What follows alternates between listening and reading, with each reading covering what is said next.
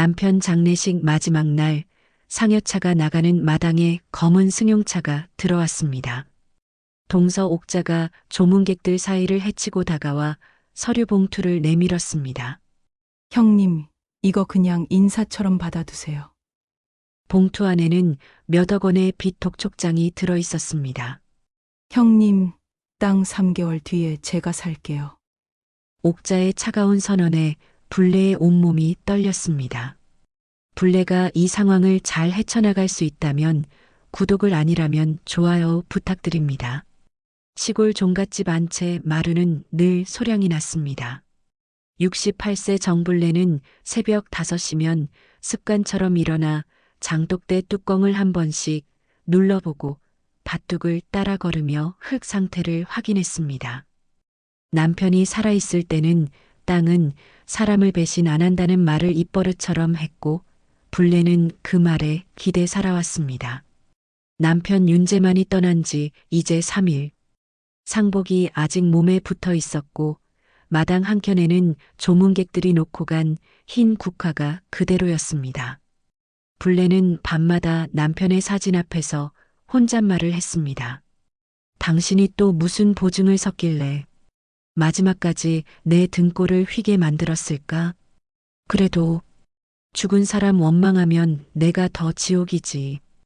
68년을 살면서 불레가 가장 두려워했던 건 혼자가 되는 일이었습니다. 그런데 정작 혼자가 되고 보니 더 큰 두려움이 기다리고 있었습니다. 마을 사람들은 종갓집 큰 며느리가 중심 잡아야지라며 위로했지만 불레는 느꼈습니다. 위로 뒤에는 늘 상속 이야기, 땅 이야기, 돈 이야기가 따라붙는다는 걸 말입니다. 불레 아주머니, 남편분이 보증 많이 선 거 맞지요? 마을 이장이 은근히 떠보는 말에 불레는 답을 피했습니다.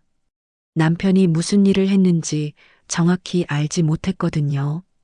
다만 몇 달 전부터 남편이 밤마다 전화 통화를 하며 목소리를 높이는 걸 들었을 뿐입니다. 아니다.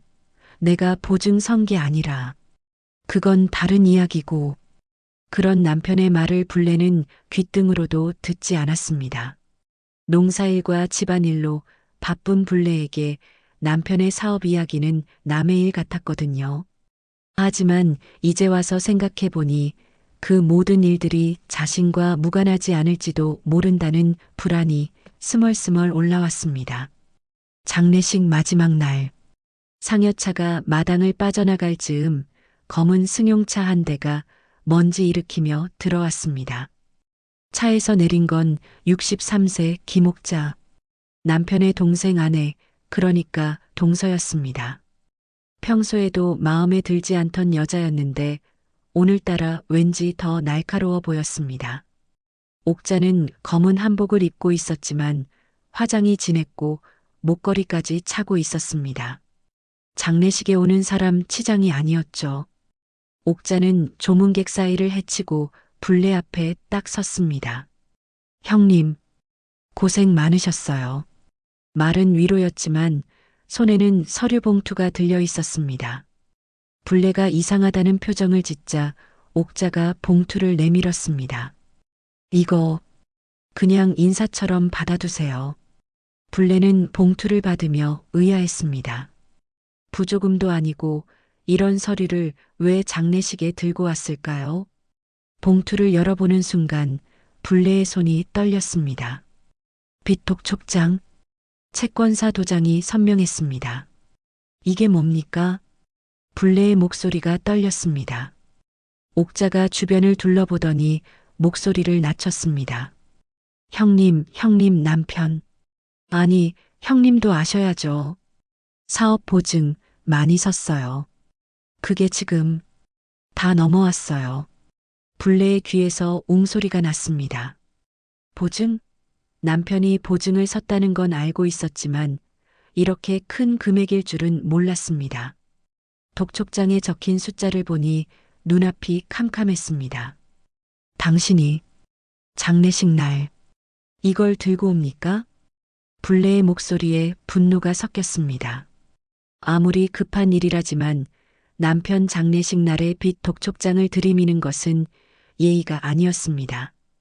옥자가 입술을 깨물더니 갑자기 말투가 바뀌었습니다. 형님, 세상은 원래 냉정해요. 나도 나 살 길 찾아야지. 그 말에서 불레는 무언가 계산된 느낌을 받았습니다. 옥자가 이 자리에 온 건 위로가 아니라 다른 목적이 있어 보였거든요. 그게 무슨 뜻입니까? 옥자가 주변을 한 번 더 둘러보고는 불레의 귓가에 속삭였습니다. 형님 땅, 3개월 뒤에 제가 살게요. 불레는 순간 숨이 막혔습니다. 땅을 산다? 무슨 소리입니까? 그 땅은 불레가 평생 지켜온 터전이었는데 갑자기 웬 땅 이야기가 나오는 걸까요? 무슨 소리를 하는 겁니까? 옥자가 서류 봉투를 가리켰습니다. 이 빚, 형님이 갚을 수 있어요? 3개월 안에 말이에요. 불레는 다시 독촉장을 들여다봤습니다. 금액이 너무 커서 도저히 감당할 수 없는 수준이었습니다. 그런데 왜 이 빚이 자신에게 넘어온 걸까요? 내가 빌린 돈이 아닌데. 옥자가 차갑게 웃었습니다. 형님, 보증이 뭔지 아세요? 형님 남편이 보증 섰다는 건 형님도 책임져야 한다는 뜻이에요. 불레는 그제야 사태의 심각성을 깨달았습니다. 남편이 죽었다고 해서 빚이 사라지는 게 아니었던 겁니다. 오히려 그 빚이 고스란히 자신에게 넘어온 상황이었습니다. 마을 사람들이 떠들썩하게 돌아가는 가운데 불레는 혼자 남편의 영정을 바라보며 주먹을 꽉 쥐었습니다. 68년을 살면서 이런 배신을 당할 줄은 몰랐습니다. 장례식장에서 벌어진 이 일이 단순한 위로가 아니라 계획된 사냥이라는 걸 불레는 직감했습니다. 다음 날부터 불레는 평생 안 해본 일을 했습니다. 읍내 법무사 사무실 문을 열고 들어간 겁니다. 오래된 벽시계와 잉크 냄새, 그리고 부동산 등기라고 적힌 팻말이 낯설었습니다. 법무사는 50대 중반의 남자였는데 불레가 들고 온 독촉장을 훑어보더니 고개를 갸웃했습니다. 어르신, 이건 보증 채무가 맞는데요. 그런데 좀 이상합니다. 뭐가 이상합니까? 채무 인수 서류가 하나 더 있어야 하는데 이게 없으면 바로 넘어오진 않거든요. 불레는 무슨 말인지 이해하지 못했습니다. 법무사가 천천히 설명했습니다. 남편분이 생전에 누군가에게 채무를 떠넘기려면 보통 가족 도장이 필요합니다. 그런 서류가 있어야 부인에게 바로 넘어올 수 있어요. 불레는 등골이 서늘해졌습니다. 내 도장? 그 순간 기억이 스쳤습니다. 남편이 몇 달 전 서류 하나만 찍어줘. 농협 관련이야라며 도장을 가져갔던 날 말입니다. 혹시 어르신께서 무슨 서류에 도장을 찍어주신 적 있으세요? 불레는 목이 메었습니다. 그때 남편을 믿고 도장을 건넸던 자신이 한심했습니다. 농협 서류라고 했는데 그게 이런 함정이었단 말입니까? 있습니다. 농협 서류라고 해서 법무사가 안쓰러운 표정을 지었습니다. 그럼 그 서류가 채무 인수 동의서였을 가능성이 높습니다. 확인해 보시죠. 불레는 다리에 힘이 빠지는 걸 느꼈습니다. 남편이 자신을 속였다는 사실보다도 이제 정말 혼자서 이 모든 걸 감당해야 한다는 현실이 무서웠습니다. 집에 돌아온 불레는 안방 장롱을 뒤졌습니다. 도장함을 열어보니 정말로 비어 있었습니다. 남편이 가져간 그 도장이 아직 돌아오지 않았던 겁니다. 아니, 이제는 영원히 돌아올 수 없겠죠. 마당에서 일하던 이장이 불레의 창백한 얼굴을 보고 물었습니다. 불레 아주머니, 얼굴이 왜 그리 허였소? 불레는 꿀꺽 침을 삼켰습니다. 이장에게 이런 이야기를 할 수도 없고 그렇다고 혼자 감당하기에는 너무 벅찼습니다. 이장님, 혹시 남편이 어떤 사업을 했는지 아시는 분 있을까요? 이장이 잠깐 생각하더니 말했습니다. 재만이가 작년부터 기철이하고 뭔가 했지. 그런데 자세한 건 나도 몰라. 워낙 조용히 했거든. 기철, 남편의 동생이자 옥자의 남편 말입니다. 불레는 점점 퍼즐이 맞춰지는 느낌이었습니다. 남편과 기철이 함께 사업을 했고 그 사업이 망하면서 빚이 생겼고 이제 그 빚이 자신에게 넘어온 상황인 것 같았습니다. 그때 멀리서 옥자의 웃음소리가 들린 것 같았습니다. 불레는 몸서리를 쳤습니다. 어제 장례식에서 보인 옥자의 여유로운 모습이 이제야 이해됐습니다. 이미 다 계획된 일이었던 거죠. 저녁이 되어 불레는 혼자 밥상을 받았습니다. 평생 남편과 함께 먹던 밥상이 이렇게 쓸쓸할 줄 몰랐습니다. 그런데 밥맛보다도 더 쓴 건 배신감이었습니다. 당신이 정말 나를 이렇게 버리고 갔나요? 불레는 남편의 사진을 바라보며 눈물을 흘렸습니다. 하지만 눈물로는 아무것도 해결되지 않았습니다. 내일 모레면 채권사에서 사람이 올 거라고 법무사가 말했거든요. 그날 밤 불레는 잠을 이루지 못하고 뒤척였습니다. 창밖으로 바람소리가 들려왔는데 그 소리마저 으스스했습니다. 갑자기 마당에서 발소리가 들렸습니다. 불레는 조심스럽게 창문을 열어보았습니다. 달빛 아래로 누군가의 그림자가 움직이는 게 보였습니다. 혹시 도둑일까요? 아니면 누구세요? 불레가 조심스럽게 소리쳤지만 대답이 없었습니다. 그림자는 창고 쪽으로 사라져갔습니다. 불레는 가슴이 두근거렸지만 혼자 나가볼 용기는 없었습니다. 다음 날 아침 불레는 창고를 확인해 보았습니다. 문이 살짝 열려 있었는데 평소에는 잠가두던 창고였습니다. 안을 들여다보니 누군가 뒤진 흔적이 있었습니다. 뭘 찾았을까? 불레는 불안했습니다. 어젯밤 침입자가 무엇을 찾았던 걸까요? 혹시 남편이 숨겨둔 뭔가가 있었던 걸까요? 그때 마을 회관에서 방송이 나왔습니다. 정불레 댁으로 손님이 오셨습니다. 불레의 심장이 쿵 떨어졌습니다. 벌써 채권사 사람들이 온 걸까요?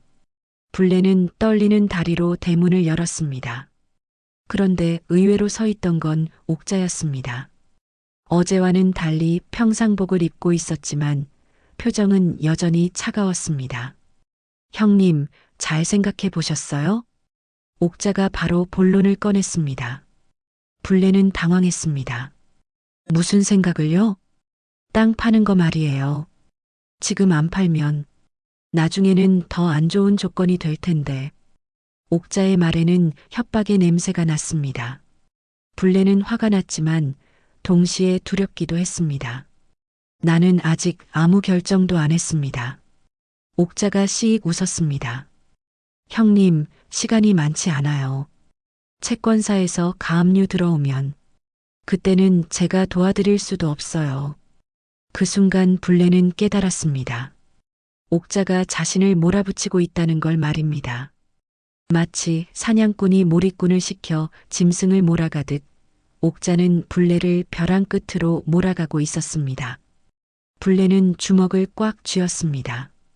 남편이 죽은 지 고작 며칠밖에 안 됐는데 벌써 이런 식으로 압박을 받아야 하다니. 68년을 살면서 이런 치욕은 처음이었습니다. 옥자가 돌아간 후 불레는 마루에 주저앉아 생각에 잠겼습니다. 68년을 살면서 이렇게 막막한 적이 있었나요? 남편이 살아있을 때는 모든 바깥일을 남편이 처리했는데 이제 혼자서 이 모든 걸 감당해야 했습니다. 그때 대문 밖에서 목소리가 들렸습니다. 정불레 씨 계세요? 불레는 가슴이 철렁했습니다. 목소리가 너무 딱딱했거든요. 대문을 열어보니 정장을 입은 30대 남자 2명이 서 있었습니다. 저희는 대한채권회수 직원입니다. 한 명이 명함을 내밀며 말했습니다. 불레의 손이 떨렸습니다. 벌써 왔구나. 들어와서 이야기하시죠. 불레는 어쩔 수 없이 사랑채로 안내했습니다.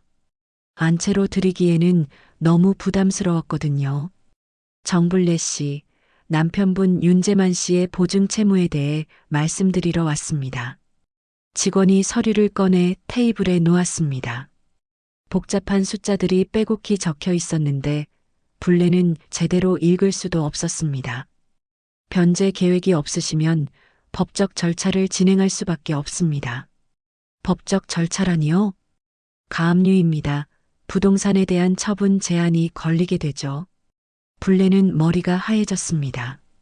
가압류가 뭔지 정확히는 몰랐지만 좋지 않은 일이라는 건 알 수 있었습니다. 내가 한 보증이 아닌데 왜 나한테 이러는 겁니까? 직원이 또 다른 서류를 내밀었습니다. 여기 정불레 씨 서명과 인감이 있습니다. 불레는 서류를 보는 순간 숨이 턱 막혔습니다. 분명히 자기 필체가 아닌데도 서명은 정불레였습니다. 그리고 인감 도장 자리에는 정말로 자신의 도장이 찍혀 있었습니다. 이건 내가 찍은 게 아닙니다. 불레의 목소리가 떨렸습니다.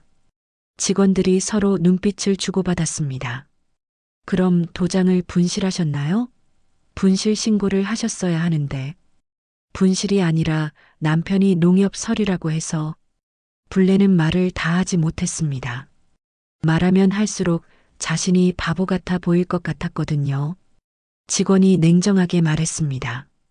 어쨌든 법적으로는 정불레 씨가 연대보증인으로 되어 있습니다.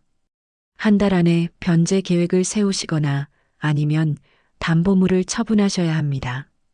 담보물이 뭡니까? 이 집과 땅입니다. 불레는 그 말을 듣고 온몸에 힘이 빠졌습니다. 평생 지켜온 터전을 잃을 수도 있다는 현실이 코앞에 닥친 겁니다. 직원들이 돌아간 후 불레는 혼자 마루에 앉아 울었습니다. 68년을 살면서 이런 절망은 처음이었습니다. 남편을 잃은 슬픔보다도 이렇게 배신당한 현실이 더 아팠습니다. 당신 왜 나한테 이랬어요? 왜 나를 이렇게 버리고 갔어요?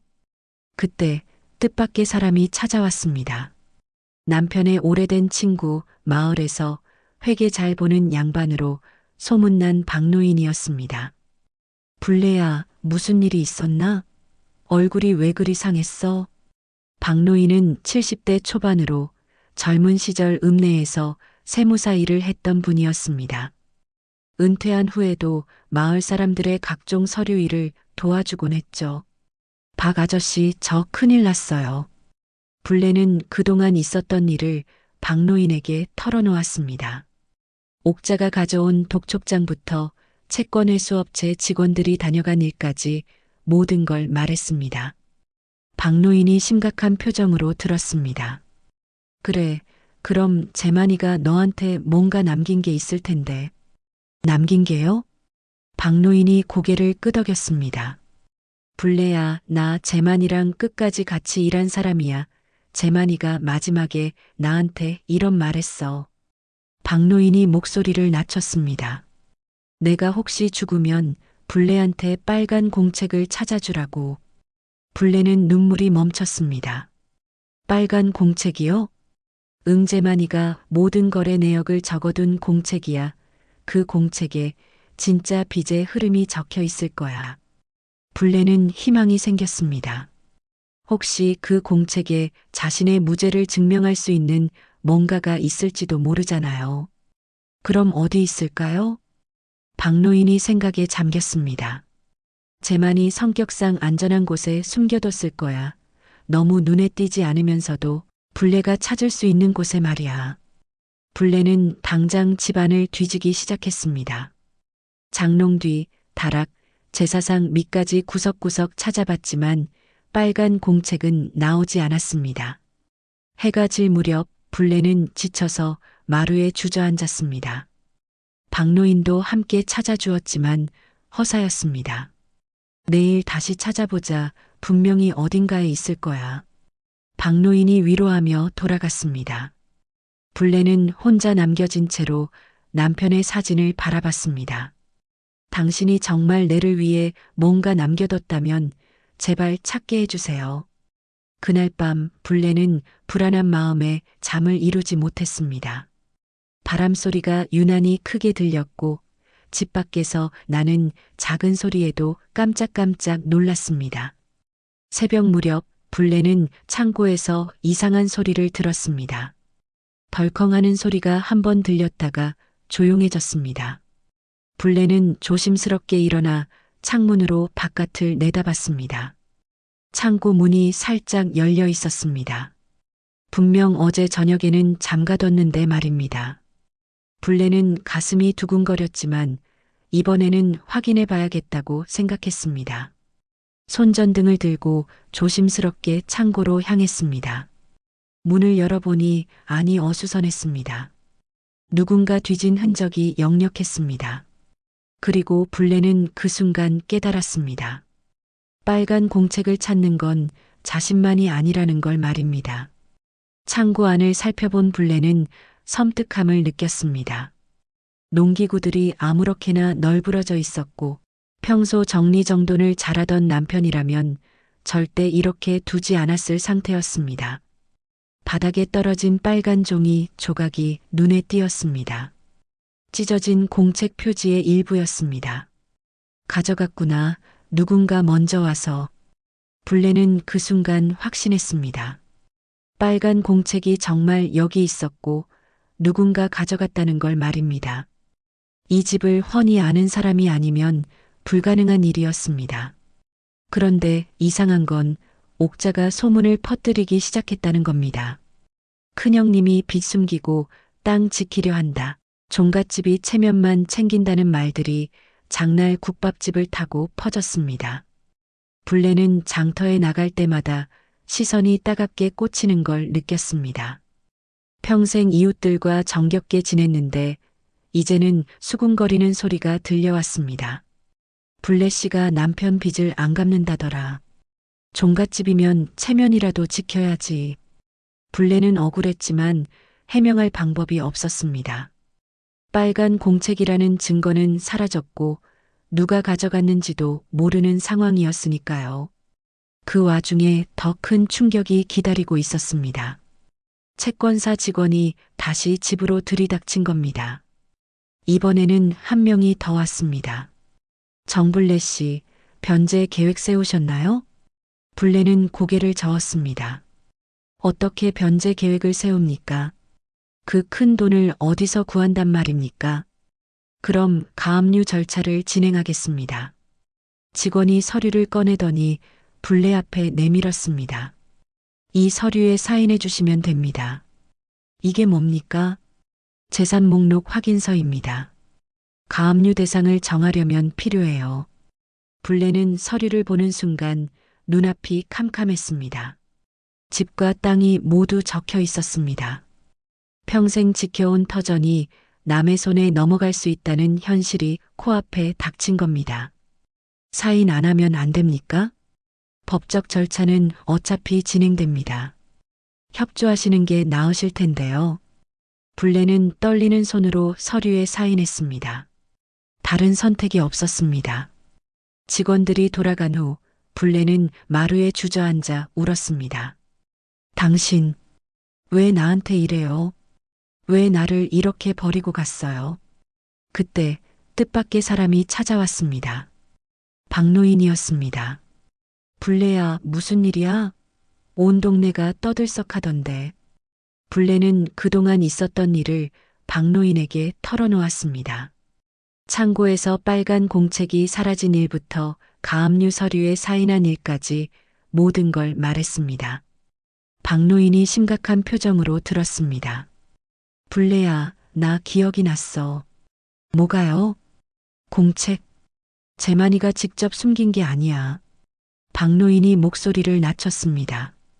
재만이가 마지막에 기철이를 불러서 싸웠어.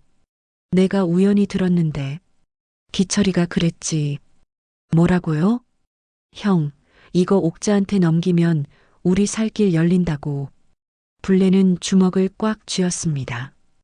그럼 기철이가? 그래, 기철이가 공책을 가져간 것 같아. 그리고 그걸 옥자한테 넘겼을 거야. 불레는 분노가 치밀어 올랐습니다. 남편의 동생이 공책을 훔쳐서 옥자에게 넘겼다니. 그럼 옥자는 진작부터 모든 걸 알고 있었던 겁니다. 그럼 어떻게 해야 하죠? 박노인이 잠시 생각하더니 말했습니다. 기철이를 직접 만나야겠어. 술이라도 한 잔 먹이면서 말이야. 술을요? 응. 기철이는 원래 술만 먹으면 입이 가벼워져. 뭔가 털어놓을 거야. 그날 저녁 불레는 기철에게 전화를 걸었습니다. 기철아, 우리 집에 와서 형 제사상에 술이나 한잔하자. 기철은 거부할 수 없었습니다. 형의 제사상에서 술을 마시자는데 싫다고 할 수는 없었으니까요. 기철이 왔을 때 불레는 남편의 제사상을 정성스럽게 차렸습니다. 기철은 뭔가 불안해하는 표정이었습니다. 첫 잔을 따르며 불레가 말했습니다. 형이 살아있었으면 우리가 이런 일로 고생하지도 않았을 텐데. 기철이 술을 벌컥벌컥 마셨습니다. 평소보다 빨리 마시는 걸 보니 마음에 뭔가 걸리는 게 있어 보였습니다. 두 번째 잔, 세 번째 잔. 술이 들어가자 기철의 혀가 풀리기 시작했습니다. 형수님, 저도 힘들어요. 뭐가 힘들어? 옥자가 자꾸. 기철이 말을 흐렸습니다. 불레가 재촉했습니다. 옥자가 뭘 했는데? 술에 취한 기철이 드디어 입을 열었습니다. 형 도장, 제가 가져다 줬어요. 불레는 숨이 멎는 줄 알았습니다. 뭐라고? 옥자가 그것 찍으면 우리 산다고 해서. 기철은 계속 술을 마시며 중얼거렸습니다. 저도 몰랐어요. 형수님한테 이런 일이 생길 줄은. 옥자가 그냥 서류 하나 찍으면 된다고 했어요. 불레는 온몸이 떨렸습니다. 결국 옥자와 기철이 합작해서 자신의 도장을 훔친 거였습니다. 그것도 남편이 살아있을 때부터 계획한 일이었던 겁니다. 불레는 그 순간 깨달았습니다. 이건 단순한 사고가 아니라 계획된 사기극이라는 걸 말입니다. 기철의 고백을 들은 불레는 온몸에 힘이 빠지는 걸 느꼈습니다. 남편이 살아있을 때부터 옥자와 기철이 계획을 세워 자신의 도장을 훔쳤다니. 68년을 살면서 이런 배신은 처음이었습니다. 기철아, 당신이 정말 그랬어? 기철이 술에 취해 고개를 떨궜습니다. 형수님, 저도 어쩔 수 없었어요. 옥자가 우리도 빚에 깔렸다고, 이렇게라도 안 하면 다 죽는다고. 불레는 기철의 말에서 더 큰 진실을 감지했습니다. 너희도 빚에 깔렸다고? 무슨 소리야? 기철이 술잔을 비우더니 떨리는 목소리로 말했습니다. 땅 투기. 우리가 같이 했거든요. 형하고 저하고. 그런데 망했어요. 몇 억이 날아갔어요. 불레는 머리가 띵했습니다. 남편 혼자 보증 선 게 아니라 기철과 함께 사업을 벌이다가 망한 거였습니다. 그럼 왜 나만 이런 일을 당해야 하는 거야? 기철이 중요한 말을 했습니다. 옥자가 그랬어요. 형수님 도장으로 보증을 서면 나중에 형수님한테만 책임이 넘어간다고. 불레는 소름이 돋았습니다. 옥자가 처음부터 자신을 희생양으로 만들 계획이었던 겁니다. 다음 날 오후 옥자가 갑자기 찾아왔습니다. 평소와 달리 얼굴이 차갑게 굳어 있었습니다. 형님, 어젯밤에 우리 기철이 와서 뭘 했나요? 불레는 가슴이 철렁했습니다. 기철이 옥자에게 어젯밤 일을 털어놓은 모양이었습니다. 그냥 형 제사상에 술 한잔 했어요. 옥자가 비웃듯 웃었습니다. 형님, 기철이한테서 뭘 들으려고 술 먹인 거 다 알아요. 옥자의 말투가 완전히 바뀌었습니다. 평소의 공손함은 온데간데 없고 차갑고 날카로웠습니다. 옥자가 갑자기 소리를 질렀습니다. 형님, 나도 빚에 깔렸어요. 나도 형님 남편이랑 엮였거든요.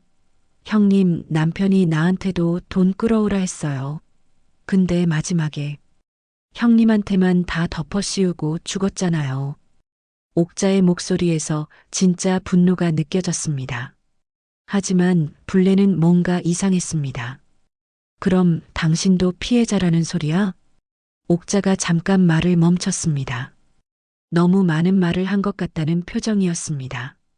아무튼, 형님, 시간이 없어요. 가압류 들어오기 전에 땅을 파세요. 안 팔아. 불레가 단호하게 말했습니다. 옥자의 얼굴이 일그러졌습니다. 형님, 후회하실 거예요. 그날 밤 불레의 불안은 현실이 됐습니다. 새벽에 휴대폰이 울렸습니다. 정불레 씨, 긴급 상황입니다. 박노인의 목소리였습니다. 기철이가 사라졌어. 옥자가 마을 사람들한테 그러는데 기철이가 어젯밤부터 집에 안 들어왔다는 거야. 불레는 머리가 복잡해졌습니다. 기철이 사라진 게 우연의 일치일까요? 다음 날 더 나쁜 소식이 기다리고 있었습니다. 채권사에서 정식으로 가압류 신청을 했다는 통지서가 날아온 겁니다. 불레는 그날 저녁 남편의 사진 앞에 앉아 울었습니다. 당신, 정말 날 버리고 간 거예요? 그때 갑자기 대문에서 소리가 났습니다. 불레가 조심스럽게 문을 열어보니 기철이 서 있었습니다. 하지만 모습이 말이 아니었습니다. 얼굴에 멍이 들어 있었고 옷도 찢어져 있었습니다. 형수님, 도와주세요. 기철이 쓰러질 듯 말했습니다. 기철아, 너 어디 갔었어? 기철이 두려운 표정으로 주변을 둘러봤습니다. 형수님, 옥자가 저를 죽이려고 했어요. 불레는 충격을 받았습니다. 무슨 소리야? 제가 너무 많은 말을 했다고. 입을 막으려고. 기철은 떨리는 목소리로 계속했습니다. 형수님, 옥자는 처음부터 계획한 거예요. 형수님을 파산시켜서 땅을 싸게 사려고. 불레는 온몸에 소름이 돋았습니다. 뭐라고? 기철이 다급하게 말했습니다. 개발 계획. 그게 거짓말이었어요. 옥자가 미리 알고 있었던 거예요. 개발이 취소될 거라는 걸. 불레는 숨이 막혔습니다. 그럼 처음부터 우리를 속인 거야? 네. 형도 저도 다 속았어요. 옥자만 혼자 빠져나갈 계획이었던 거예요. 기철이 주머니에서 구겨진 종이를 꺼냈습니다. 이거 옥자 방에서 훔쳐왔어요. 불레는 종이를 펼쳐봤습니다. 옥자의 필체로 뭔가 적혀 있었는데 토지 매입 계획서, 정불레 소유 토지. 불레는 손이 떨렸습니다. 옥자가 자신의 땅을 노리고 있었다는 증거였습니다. 기철아, 이게 정말 옥자가 쓴 거야? 네. 그리고 더 있어요. 기철이 또 다른 종이를 꺼냈습니다. 채권사하고 연락한 기록이에요. 옥자가 채권사에 형수님 정보를 넘겨준 거예요.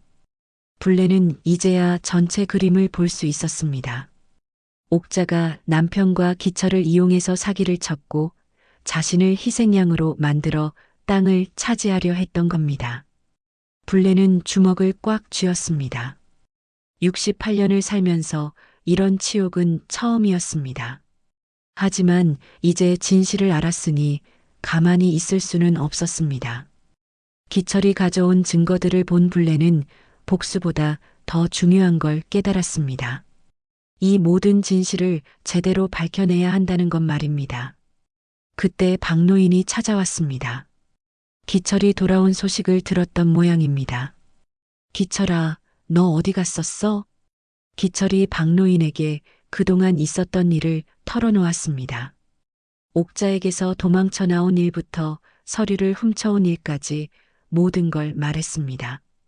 박노인이 서류들을 살펴보더니 고개를 끄덕였습니다. 이걸로 충분해. 불레야, 이제 반격할 수 있겠어. 어떻게요? 옥자를 불러서 직접 대결하는 거야. 증거를 들이밀면서 말이야. 기철이 벌벌 떨었습니다. 그러면 옥자가 가만히 있을까요? 박노인이 미소를 지었습니다. 기철아, 너 옥자한테 전화해서 형수님 집으로 오라고 해. 무슨 핑계로요? 형수님이 땅을 팔겠다고 하라고. 그럼 옥자가 안 올 리 없어. 기철이 떨리는 손으로 옥자에게 전화를 걸었습니다. 여보, 나야. 형수님 집에 와봐.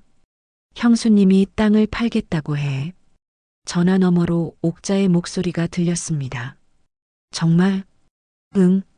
빨리 와서 계약서 준비하라고 하네. 알았어. 금방 갈게. 30분 후 옥자가 도착했습니다. 평소와 달리 얼굴에 기쁨이 넘쳐 보였습니다. 드디어 원하던 땅을 손에 넣을 수 있다고 생각했나 봅니다. 형님, 정말 파시겠어요? 옥자가 들뜬 목소리로 물었습니다. 불레는 차분하게 대답했습니다. 그 전에 당신이랑 할 이야기가 있어. 무슨 이야기요? 불레가 기철이 가져온 서류들을 테이블에 올렸습니다. 옥자의 표정이 순간 굳어졌습니다. 이게 뭡니까? 당신이 쓴 토지 매입 계획서야. 옥자가 당황했습니다. 눈을 이리저리 굴리며 변명을 늘어놓기 시작했습니다. 그건 그냥 메모일 뿐이에요. 불레가 다른 서류를 꺼냈습니다. 그럼 이것도 메모야? 채권사하고 연락한 기록 말이야. 옥자의 얼굴이 창백해졌습니다. 형님, 그건 어디서? 기철이가 가져왔어. 옥자가 기철을 노려봤습니다. 그 눈빛이 너무 무서워서 기철이 몸을 떨었습니다. 당신, 정말 처음부터 계획한 거지? 불레가 단도직입적으로 물었습니다. 옥자는 잠시 침묵하더니 갑자기 태도가 바뀌었습니다. 더 이상 숨길 이유가 없다고 생각한 듯 했습니다. 그래요. 맞아요. 옥자가 당당하게 말했습니다. 형님, 나도 살려고 한 거예요. 형님은 어차피 혼자 살 거잖아요. 그 큰 땅이 뭐가 필요해요? 불레는 옥자의 말을 듣고 분노가 치밀어 올랐습니다. 당신이 내 남편까지 이용해서 이런 짓을 했어? 옥자가 어깨를 으쓱했습니다. 형님, 남편도 욕심이 있었어요. 돈 벌고 싶어 했고, 나는 그저 기회를 제공했을 뿐이에요. 기회를 제공했다고? 개발 계획이 취소될 거라는 정보를 알고 있었거든요. 그걸 이용한 거죠. 불레는 옥자의 뻔뻔함에 할 말을 잃었습니다. 박노인이 끼어들었습니다. 옥자야, 그럼 인정하는 거네? 사기를 쳤다고? 옥자가 박노인을 째려봤습니다. 사기라니요. 그냥 비즈니스예요. 세상은 원래 양육강식이에요. 불레가 일어났습니다. 당신이 지금 무슨 소리를 하는 거야? 옥자도 일어나며 맞섰습니다. 형님, 현실을 봐요. 형님 혼자서 뭘 할 수 있겠어요? 가압류 들어오면 어차피 땅은 넘어가요. 그럴 바에는 차라리 나한테 파는 게 낫잖아요. 당신이 가압류 신청하게 만든 거잖아. 그건 형님 남편이 빚을 진 거예요. 내가 만든 빚이 아니라고요. 옥자는 끝까지 뻔뻔했습니다. 옥자야, 당신 지금 이 모든 걸 인정한 거야. 증인도 있고. 불레가 박노인과 기철을 가리켰습니다. 이제 경찰서에 가서 신고하겠어. 옥자가 갑자기 웃기 시작했습니다. 형님, 신고해봐요. 증거가 뭐가 있는데요? 그 서류들이 뭘 증명해요? 제가 땅을 사고 싶어 했다는 것뿐이에요. 옥자는 여전히 자신 있어 했습니다. 하지만 불레에게는 또 다른 계획이 있었습니다. 불레는 주머니에서 녹음기를 꺼냈습니다. 옥자야, 당신이 방금 한 말들 다 녹음했어. 옥자의 얼굴이 순간 하얘졌습니다. 뭐라고요? 당신이 개발 계획 취소 정보를 미리 알고 있었다고 한 말, 내 남편을 이용했다고 한 말, 다 녹음됐어. 옥자가 녹음기를 뺏으려고 달려들었지만 박노인이 막아섰습니다. 이제 끝났어, 옥자야. 옥자는 완전히 당황한 상태였습니다. 자신의 모든 계획이 무너지는 순간이었습니다. 형님, 우리 협상해요. 제가 보상해 드릴게요. 하지만 불레는 이미 마음을 정했습니다. 협상은 없어.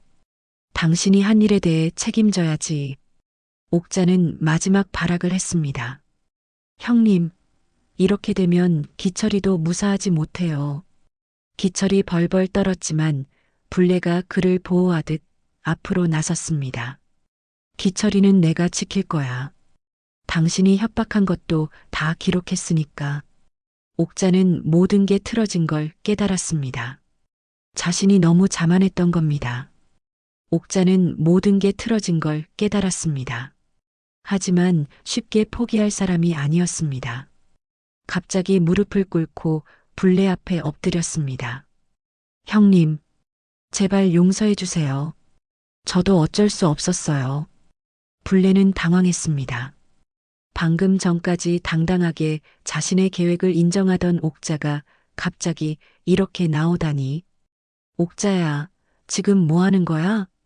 형님, 저도 빚에 몰려서 정말 어쩔 수 없었어요.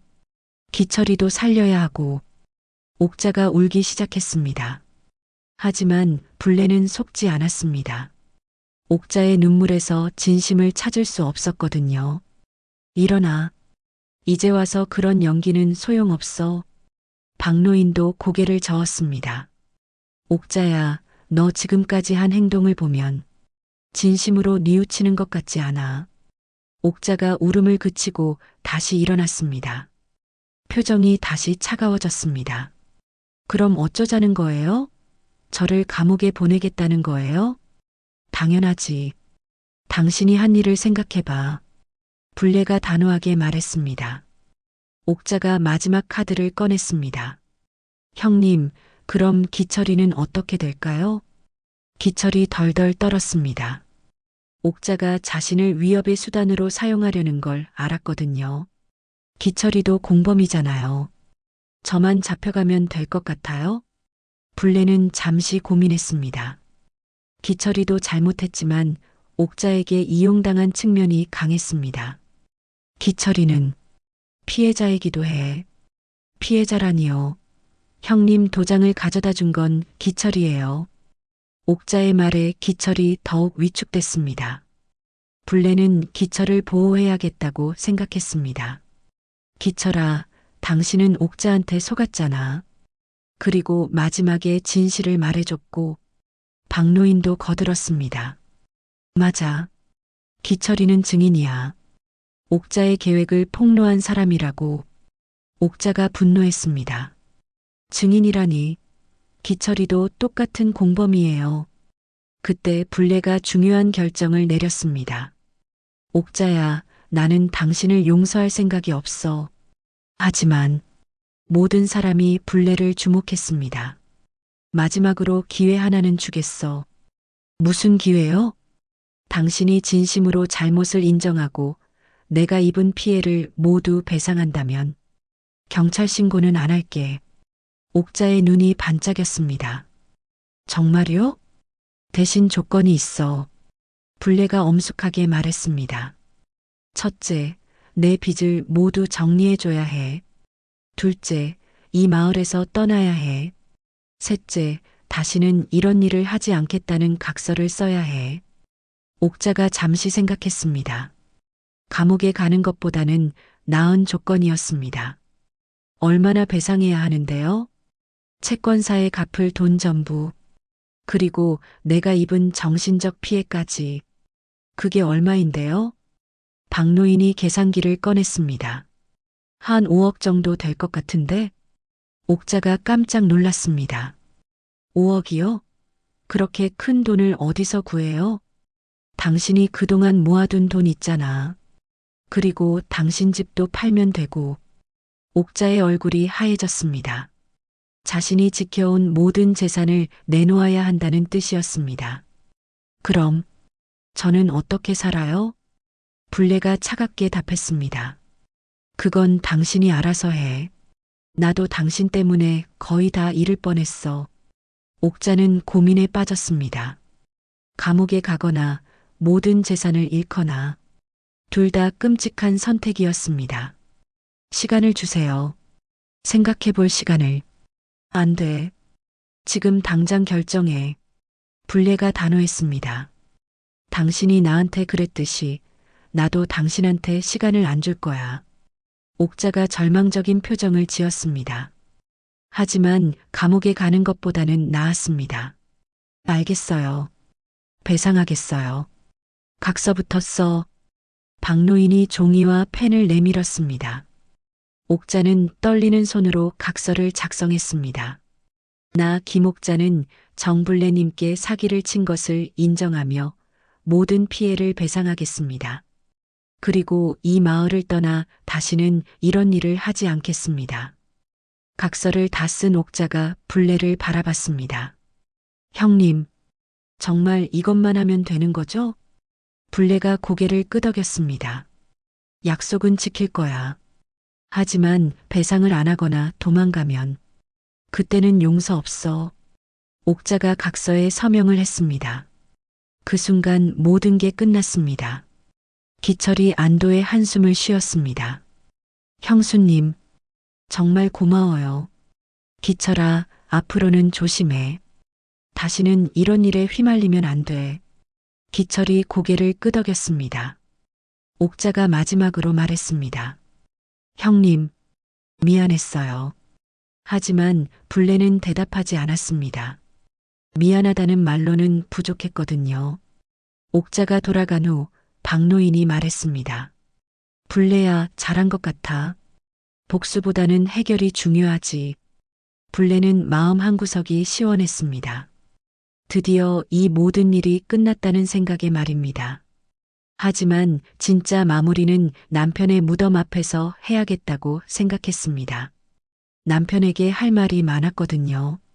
그날 밤 불례는 처음으로 편안하게 잠들 수 있었습니다. 68년을 살면서 이렇게 큰 시련을 극복한 것은 처음이었습니다. 다음 날 아침 옥자가 첫 번째 배상금을 가져왔습니다. 약속을 지키려는 모양이었습니다. 불례는 그 돈을 받으며 생각했습니다. 이제 정말로 새로운 시작을 할 수 있겠다고 말입니다. 불례는 결국 법적으로 움직였습니다. 옥자가 배상을 약속했지만 완전히 믿을 수는 없었거든요. 인감 도용과 사문서 위조 정황이 드러나면서 가압류는 멈췄고 채무의 상당 부분은 남편의 실제 보증 범위로 재산정되었습니다. 옥자와 기철은 마을에서 더는 고개 들고 다니지 못했습니다. 특히 옥자는 약속대로 마을을 떠나야 했습니다. 하지만 불례는 마지막까지 품격을 잃지 않았습니다. 옥자가 울며 찾아와 빌었을 때 불례는 문을 열어주었습니다. 다만 마루에 앉히지 않고 마당에 선 채로 이야기했습니다. 옥자야, 형님, 나도 살려고 했던 거예요. 불례는 고개를 저었습니다. 살려고 남을 죽이면 그건 사는 게 아니야. 옥자가 더 이상 할 말이 없다는 듯 고개를 떨궜습니다. 형님, 마지막으로 한 번만 기회를. 기회는 이미 줬어.